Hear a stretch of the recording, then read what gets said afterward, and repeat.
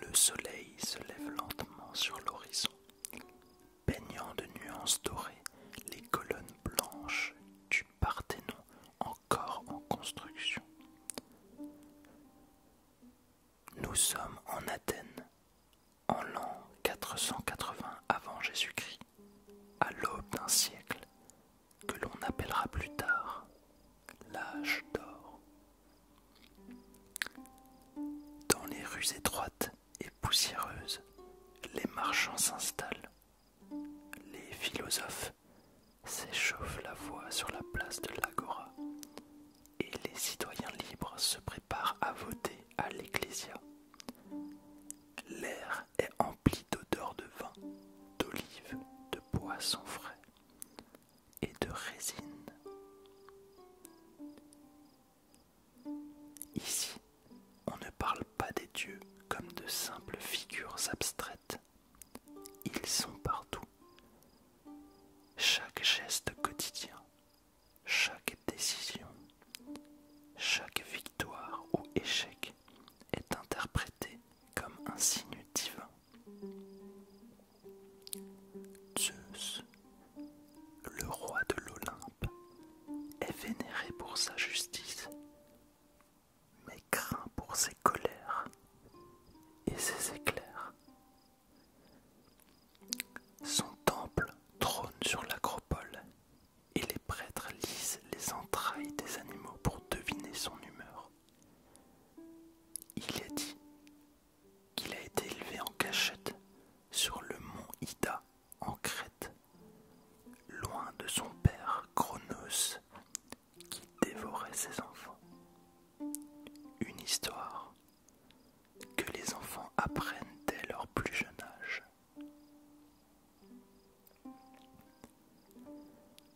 Dans les foyers, on commence la journée par une offrande à Hestia, déesse du feu sacré et du foyer.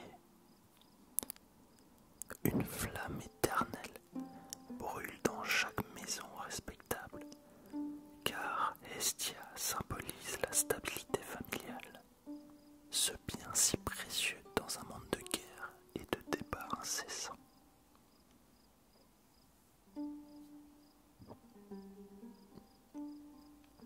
Aujourd'hui, c'est le début des Panathénées, une fête majeure en l'honneur d'Athéna, déesse protectrice de la cité.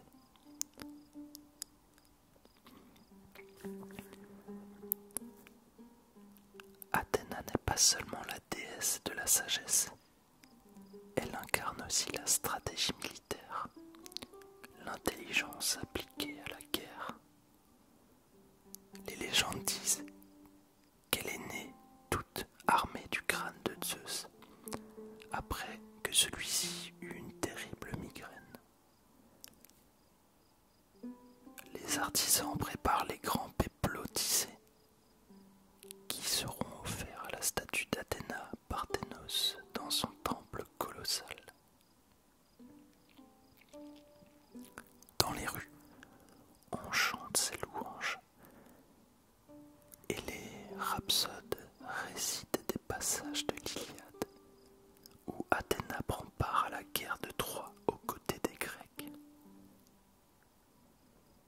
Des jeunes filles de bonne famille, choisies pour leur pureté, marcheront dans la procession avec des offrandes en main.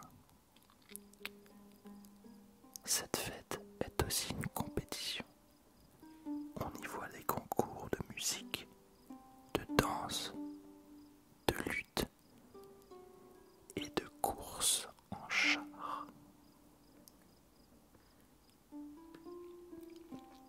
Non loin de là, dans les terres de Delphes, les pèlerins font la queue devant le temple d'Apollon. Ils viennent consulter la Pythie, la prêtresse qui, sous l'effet des vapeurs de la terre, transmet les oracles du dieu. Apollon, dieu du soleil, des arts et de la prophétie, est aussi redouté pour ses flèches mortelles. On se souvient de la peste peste qu'il envoie sur les Grecs dans l'Iliade. Pourtant, il est aussi doux que terrible. Il inspire les poètes et les musiciens. Il veille sur l'harmonie du cosmos. À Corinthe, un jeune homme grave une invocation à Aphrodite sur un petit autel au bord de la mer. Il souhaite séduire la fille d'un marchand phénicien. Aphrodite, née de l'écume des flots selon la légende, lorsque Cronos jeta les parties génitales d'Ouranos dans la mer, est vénérée pour sa beauté, mais aussi crainte pour les passions incontrôlables qu'elle suscite. Dans certains temples, comme à Cythère ou à Chypre, on lui rend hommage avec des rituels empreints de sensualité. Pendant ce temps, les forgerons des d'olive frappent le bronze en l'honneur d'Héphaïstos, le dieu forgeron, mari d'Aphrodite, mais souvent ridiculisé pour sa laideur et sa boiterie.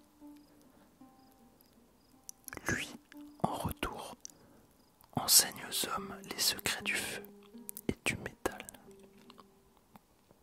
Il fabrique les armes des dieux et des héros.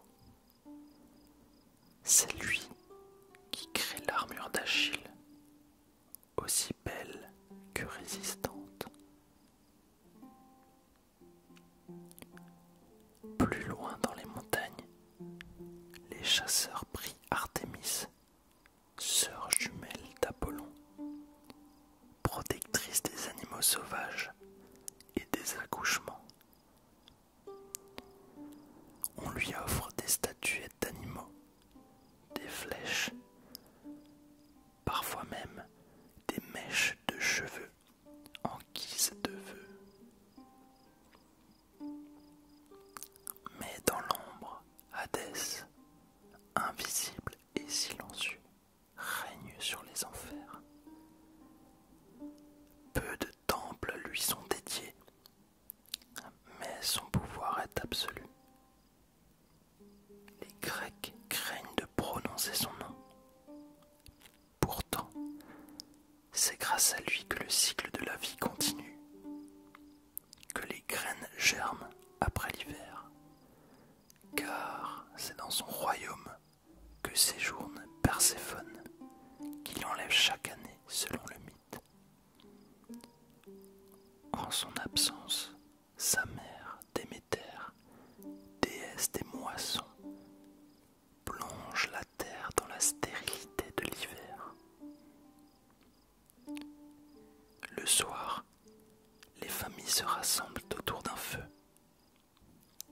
Les anciens racontent des histoires de Héraclès, fils de Zeus, qui accomplit ses 12 travaux, ou d'Hermès, le dieu voleur et messager des dieux, capable de voler les troupeaux d'Apollon dès sa naissance. Mais Hermès est aussi le dieu des voyageurs, des marchands et des voleurs, ce qui lui vaut d'être souvent invoqué au croisement des chemins. On dit aussi que les dieux prennent parfois forme humaine pour tester la bonté des mortels. Des récits populaires racontent que Zeus et Hermès, déguisés en mendiants, furent rejetés par tous, sauf un vieux couple, Philémon et Baucis, qu'ils récompensèrent en transformant leur humble maison en temple. Ainsi se déroule la vie en Grèce antique, dans une époque où le divin façonne le réel. Les mythes ne sont pas de simples récits, ils sont des cartes pour comprendre le monde. Le tonnerre n'est pas qu'un phénomène météorologique, c'est le grondement de Zeus. Une naissance difficile est un appel à Artémis. Une bonne récolte bénédiction de Déméter. Chaque homme, chaque femme, chaque enfant grandit en tissant ses propres liens avec ces figures divines.